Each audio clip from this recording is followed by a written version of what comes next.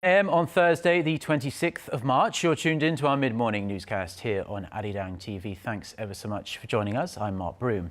Let's take a look at the headlines. South Korea is marking the 5th anniversary of the sinking of the warship Cheonan. Public officials and relatives are paying their respects to the 46 fallen sailors at a ceremony in Daejeon this morning. Korea's newest science satellite successfully makes contact with a ground station in Antarctica after blasting off from a Russian base this morning. Plus, amid reports one pilot was locked out of the cockpit before the accident, European investigators are still trying to establish the cause of the air crash in the French Alps, which killed 150 people. Today is a solemn day in South Korea as it marks 5 years since the tragic sinking of the South Korean warship Cheonan. A memorial ceremony has just started in the central city of Daejeon to pay respects to the 46 sailers who lost their lives when the Cheonan was split in two by a North Korean torpedo attack. We are seeing live pictures now. Around 5,000 people, including the bereaved families, surviving crew members and senior government officials, are in attendance at this ceremony at the city's National Cemetery. The ceremony includes speeches and performances to remember the sailors who perished while serving their country with such great honor. We'll be bringing you live coverage from the memorial ceremony towards the end of this newscast, as President Park Geun-hye is scheduled to give a speech. And while the South Korean-led international investigation found that North Korea did torpedo the Cheonan, Pyongyang continues to deny it was involved. In fact, in its latest rebuttal, North Korea has accused the United States of making up the story to expand Washington's influence in Northeast Asia. In a statement released to the truce village of Panmunjom on Wednesday, Pyongyang's military unit said the incident was orchestrated by the US to maintain control of South Korea and Japan. Turning now to the latest efforts by the United States to strengthen its trilateral cooperation with South Korea and Japan in the area of missile defense. And with the chairman of the US Joint Chiefs of Staff set to arrive in Seoul in a couple of hours' time, there's speculation he'll want to talk about the possible deployment of a controversial US missile defense system to South Korea. Connie Kim reports. Building an integrated air and missile defense system will definitely top the agenda. Embarking on his trip to Korea and Japan on Tuesday, General Martin Dempsey said the U.S. is making progress on an integrated air and missile umbrella defense system with Seoul and Tokyo. Dempsey did not elaborate further, but his trip is seen as a push for missile defense cooperation between Seoul, Washington, and Tokyo. But this backdrop is raising questions whether or not the talks will cover the deployment of the Terminal High Altitude Area Defense, or the so-called THAAD, to South Korea. Earlier this week, a senior U.S. official indicated that THAAD would be on the agenda when Dempsey meets his counterpart, Cheonan, on Friday. Seoul, however, dismissed such claims, saying it's not on its official agenda. The American missile defense system is highly controversial.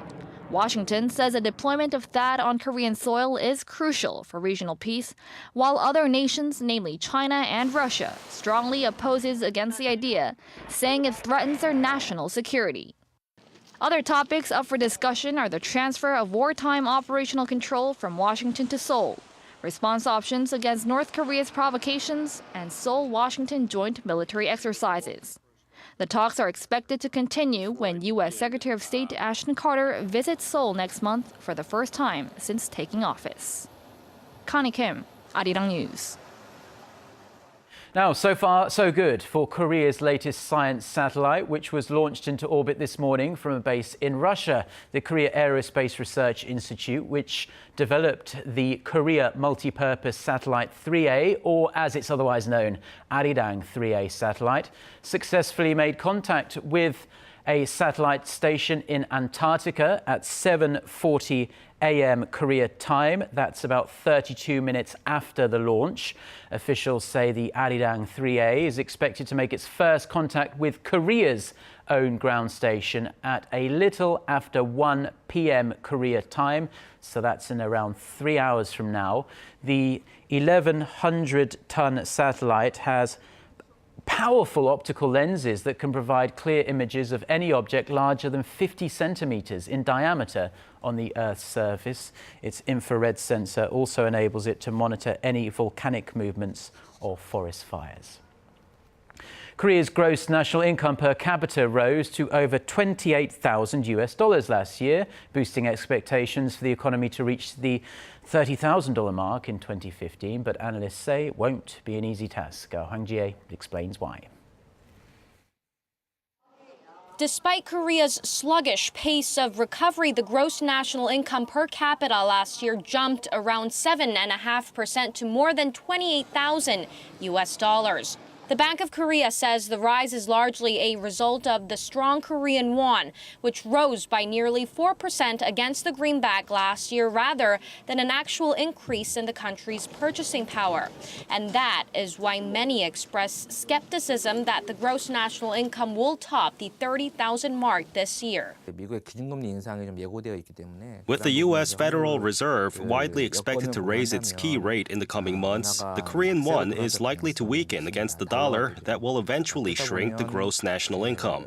The Korean economy expanded 3.3% over the last year, a slight improvement from 2013 when it only expanded by 2.9%. But by quarter, the economy is on a downward spiral, with fourth quarter growth marking the slowest pace since the first quarter of 2009 when the country was hit by the global financial crisis. Given that the central bank cut its latest growth forecast for the economy to 3.4% for this year, while Nomura has pegged Korea's GDP growth at 2.5%, down 0.5 percentage points from its earlier forecast. Hwang Jie, Arirang News. Now, Korea's consumer sentiment has been on an upward trend this year, but that came to an early end in March. The Bank of Korea's Consumer Sentiment Index came in at 101 this month. That's down 2 points from February. The central bank attributes the drop to the sluggish pace of the economic recovery and the weakening prospects of income from interest due to the record low key rate of 1.75%.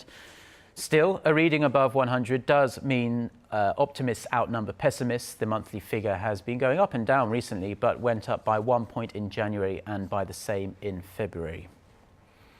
President Park Geun-hye, who's been pushing to reform the labour market, says change is no longer a choice, but part of a survival strategy. Meeting with representatives of 100 businesses that led initiatives to create jobs last year, she offered praise for their efforts to compromise with unions and to make working hours more flexible.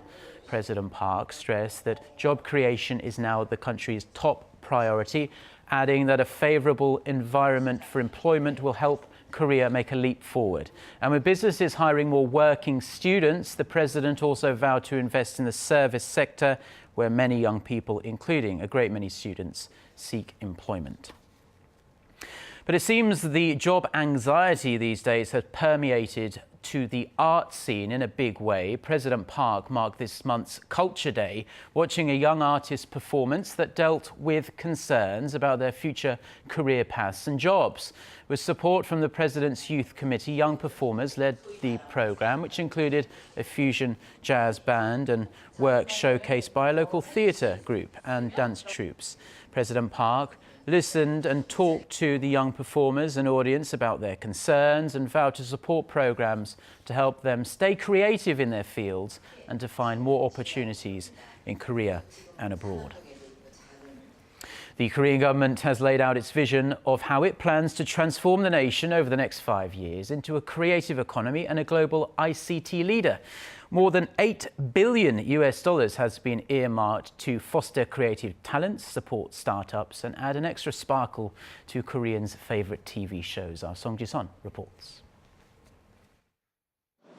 Creative Korea led by ICT. That's the key slogan in a new roadmap from Korea's Ministry of Science, ICT and Future Planning. The plan, dubbed K-ICT Strategies, lays out a vision for 2020.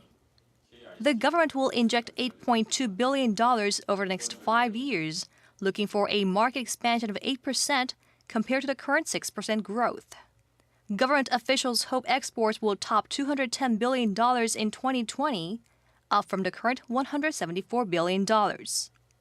Among the key projects unveiled Wednesday, Seoul aims to demonstrate 5G technologies at the 2018 Pyeongchang Winter Olympic Games ahead of its commercial launch in 2020. Korea also expects to become the first to launch terrestrial UHD television services that same year. Korea is already taking the lead in semiconductors, display panels, and smartphones, and Seoul seeks to secure the top spot for the next 2 to 3 decades by supporting innovation and convergence. The set of measures follows the ministry's restructuring announced earlier this month. The moves were made to better adapt to the fast development of the ICT industries and to take prompt actions to achieve its initiatives in President Park's creative economy drive. 송지선, Arirang News.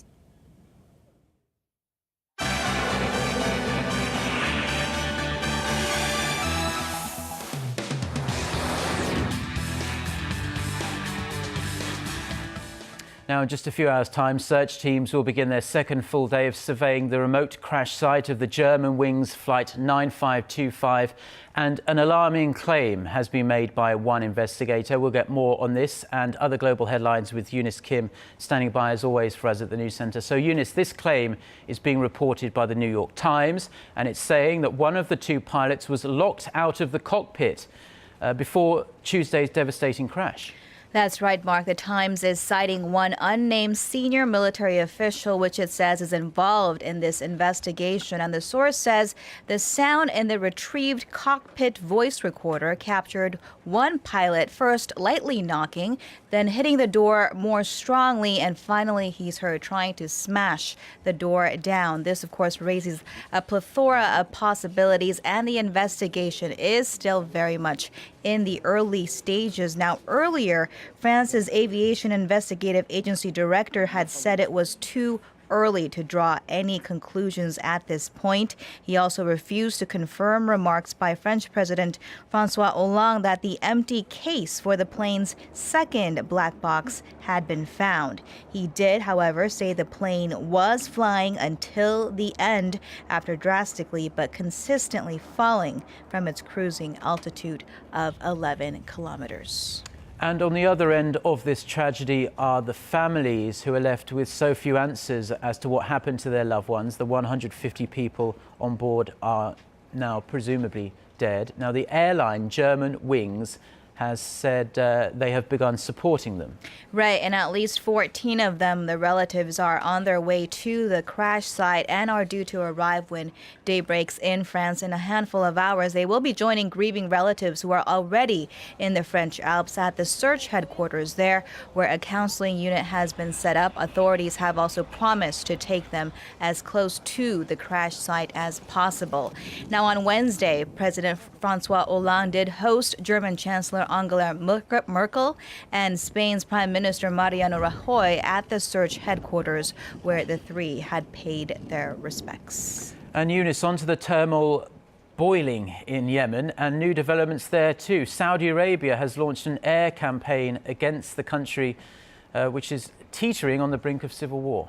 Right. It seems the airstrikes are being launched in coordination with a coalition of 10 countries. Now, earlier there had been reports that said Yemen's president, Abed Rabo Mansur Hadi, had fled the country as Shiite rebels allied with the Houthis advanced into the southern port city of Aden, where he was believed to be. The Shiite fighters had also captured his defense minister and seized the city's airport. Hadi's foreign minister, though, rejected those reports and said the 69-year-old leader was in Yemen and in a safe place. Now, if these claims are true, his flight could mark a turn from what the U.S. and his Gulf allies hoped could be an eventual stabilization of a country, which, of course, Mark, has been overrun by an influential branch of al-Qaeda as well. Well, thank you very much, Eunice, and do keep us updated on both those stories, and we'll see you back again at noon Korea time. You bet.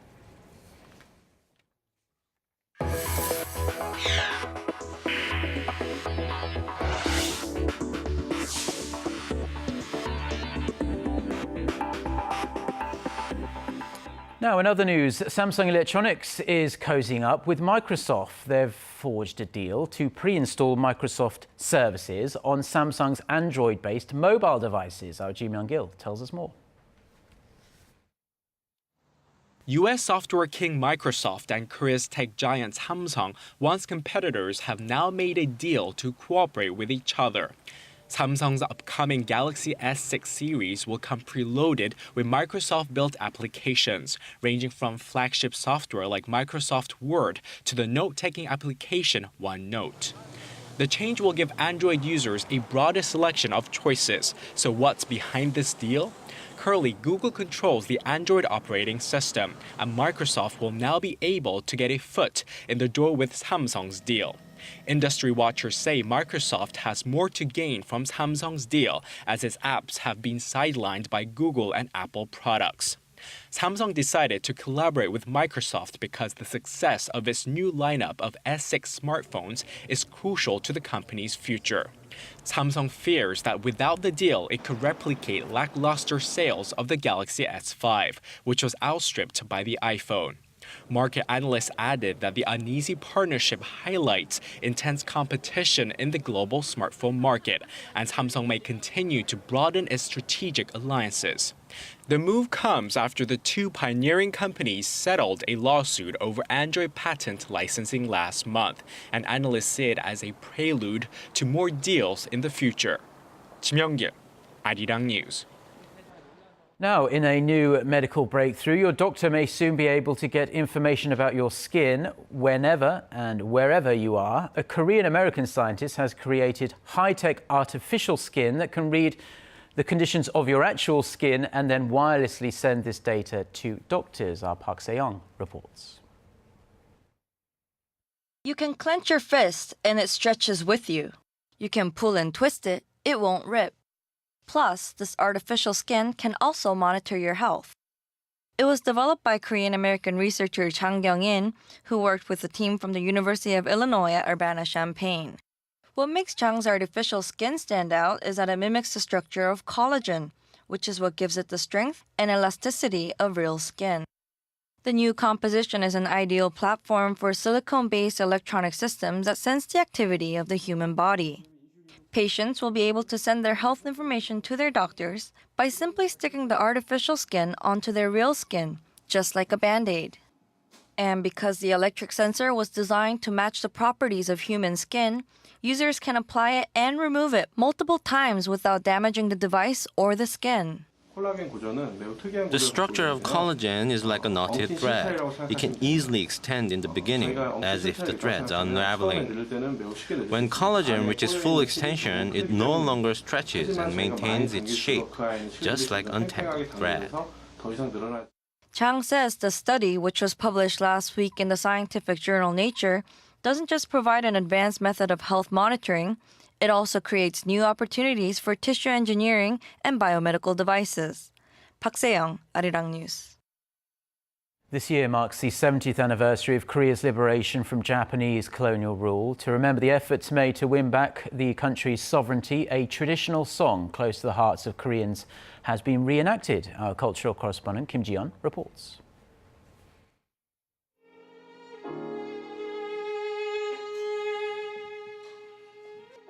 This traditional Korean folk song called Monggumpo Taryong expresses the hopes and dreams of lovers who await to be reunited. It's being sung at the very palace where it was originally performed for Korea's Emperor Kim Kojong during the late 19th century.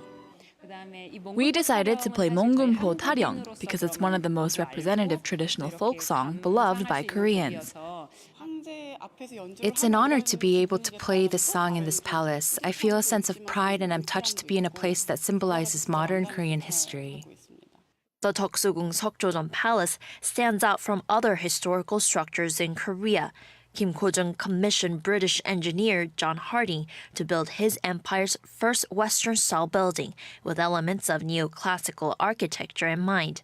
After it was completed in 1910, the king often escaped there to stay grounded in times of emotional hardship and crisis. With the death of his queen, King Kojong returned to this Deoksugung Seokjojeon Palace with a plan to establish a new political system to secure national sovereignty from rising foreign imperialistic powers. As part of efforts to reinvent the country and secure sovereignty against Japanese colonization in the early 1900s, Kim Ko-jong renamed his empire Taehan, and to this day the country is commonly referred to as 대한민국 in Korean. To mark the 70th anniversary of the country's liberation from Japanese colonization, songs representing Korea's past and present will be performed once a month at this historical palace through August. Kim Jeon, Arirang News.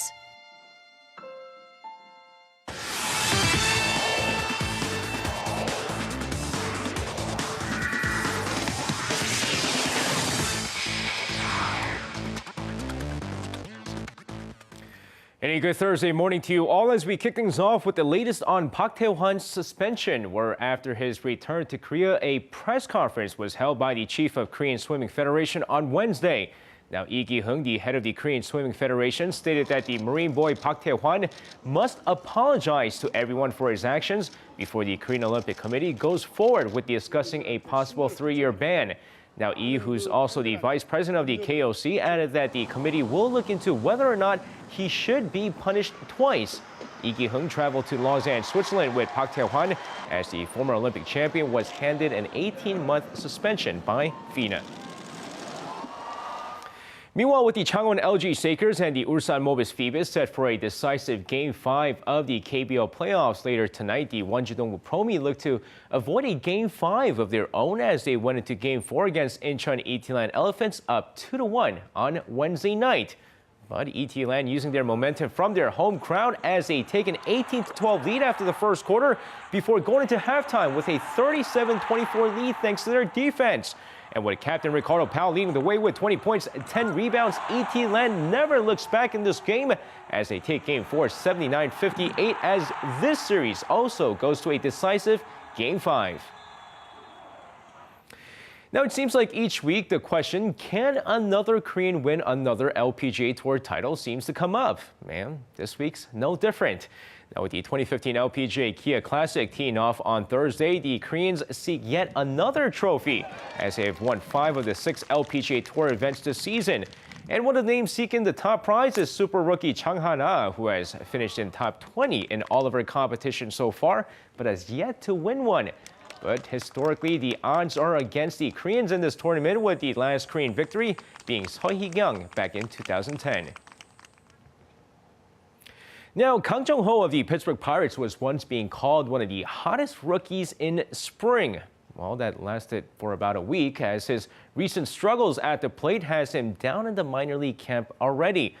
Now, with the former Nexan hero currently hitting .111, including a 1-for-23 slide in the past 9 games, manager Clint Hurdle has decided to send him down to the minor league camp in order to get more plate appearances. The manager added that Kang's been late on his swings, and the only way to fix that is to see more pitches. Meanwhile, Kang Jung-ho will make his first minor league appearance on Friday.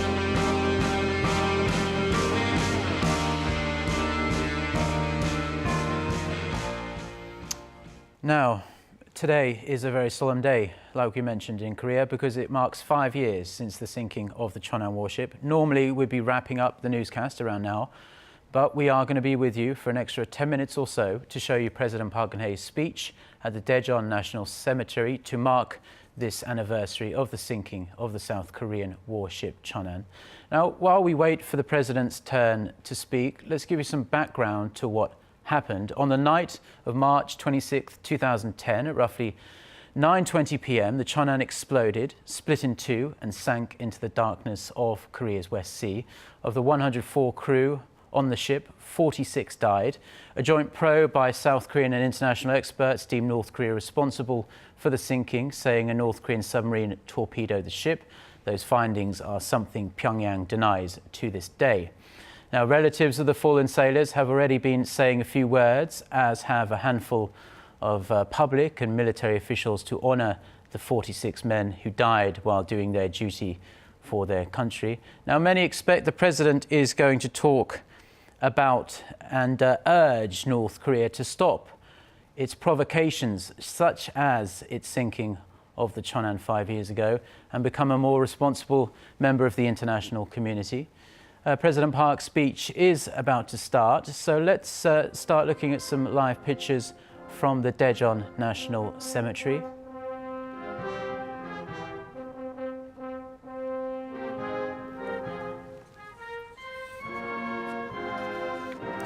So here we can see officials and family members paying their respects, dressed in black, remembering those young men who perished in the line of duty while serving their country with such honour. Extra special significance this year, with it being the 5th year anniversary of this tragedy. We're seeing the pictures of the young men there who lost their lives, many of them young, in the prime of their lives.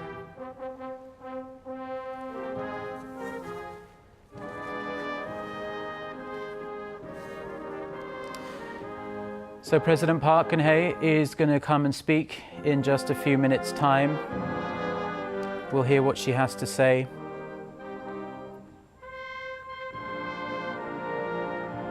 Military bands playing in honour of their fallen brothers, of course.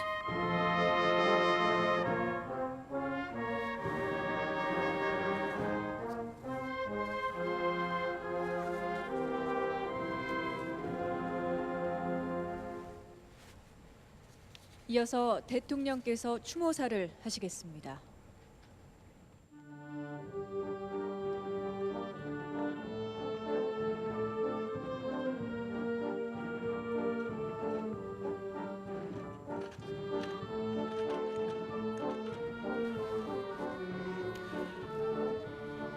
So, as you can see there, here comes President Park Geun-hye, ready to give her speech to honour those 46 young sailors who died so tragically 5 years ago to this day.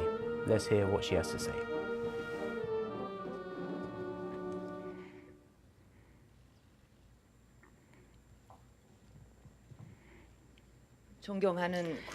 Fellow Korean citizens, families of the fallen sailors of the Cheonan and members of the crew, embracing the 5th anniversary of the sinking of the Cheonan, I offer my deepest condolences to the 46 fallen sailors of the Cheonan and Chief Warrant Officer Han Jun-ho. I also convey my profound sympathy to members of the crew and the bereaved who lost their family members and friends, overcoming grief. 5 years ago today, at the very front line in the West Sea, our brave sailors of the Cheonan, who were in line of duty, lost their lives due to an unexpected torpedo attack by North Korea. Senior Chief Petty Officer Park Kyung-soo, who had always served his wife, not having a wedding ceremony, was preparing for a belated wedding. And Senior Chief Petty Officer Kang Jun was only a month away from his wedding. Senior Chief Petty Officer Choi Jong-hwan had to leave his baby daughter behind, who must be the apple of his eyes. The baby could only see father's face in pictures, and has now grown to be a 6-year-old child. Although our fallen sailors left us forever, we will remember their noble, patriotic spirit in our minds. The Republic of Korea is safeguarded by sacrifice and patriotic spirit of the brave sailors, of our ancestors, just like the sailors of the Cheonan. We will never forget the fallen who made ultimate sacrifice protecting our nation. In order to honor the sacrifice of guardian heroes, the Korean government will continuously carry out the project, and we will respect their patriotic spirit. Fellow Korean citizens, our nation is protected by blood and the sweat of our national martyrs, including the brave sailors of the Cheonan, and to make the nation stronger and more peaceful at the course of our times. We will be able to answer the call when we achieve another leap forward in our economy and national innovation, and when we embrace the new era with the second miracle of the Han River. And the foundation for successful completion of national task is strong defense. The government will enhance its national defense capability, and based on strong ROK-US alliance, we will secure strong war deterrence capability so that unfortunate incidents such as the sinking of Cheonan never repeats in the future.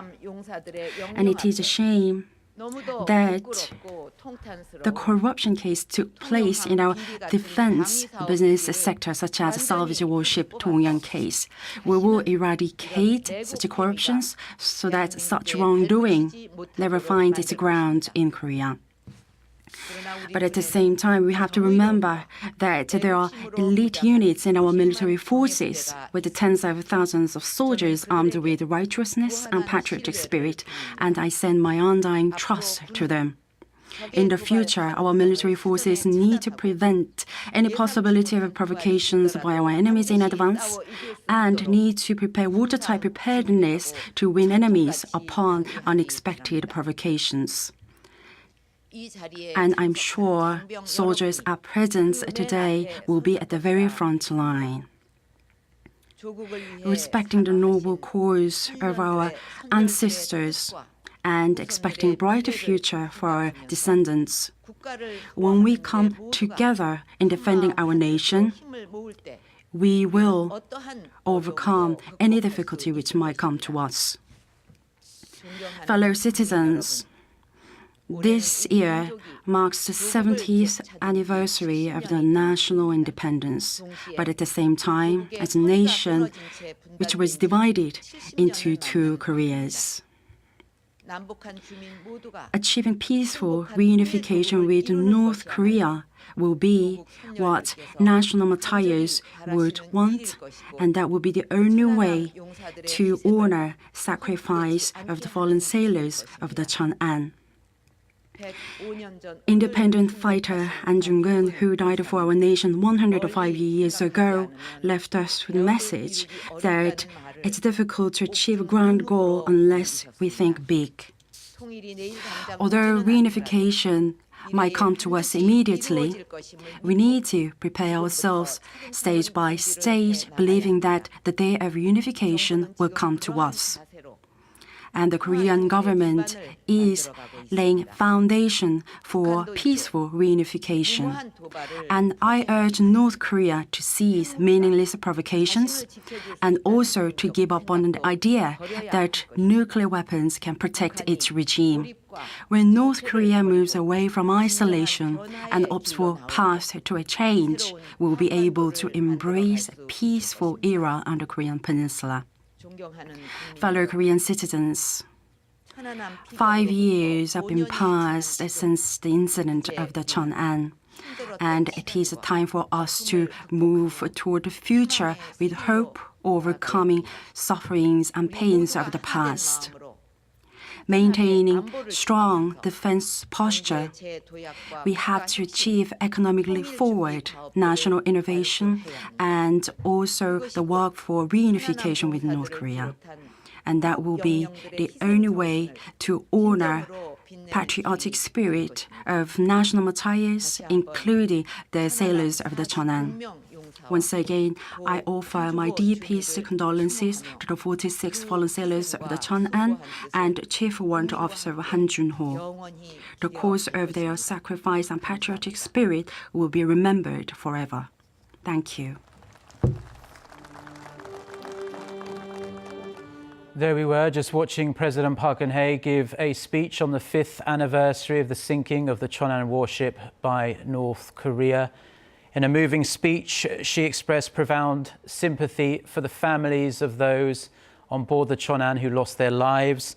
She said South Korea will continue to remember their patriotic spirit through the ages. And she also said that the military needs to be strong against any provocations and that national defense is a key part of South Korea's strength. She also said that peaceful reunification with North Korea is the only way to honor the sacrifices made by those 46 young men.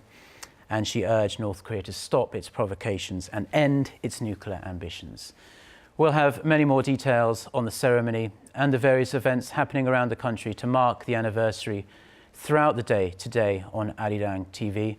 But those have been the stories we've been following on this Thursday morning from Seoul. We'll be back with our next newscast at noon Korea time. Until then, goodbye.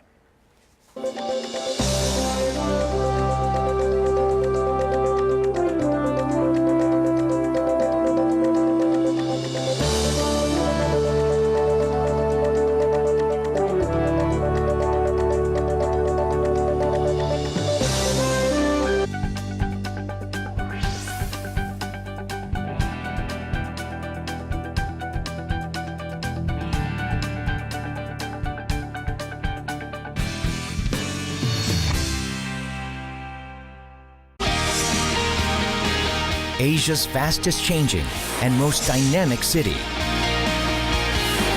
Busan, the city of opportunity, is opening up to the world as the center of global innovation.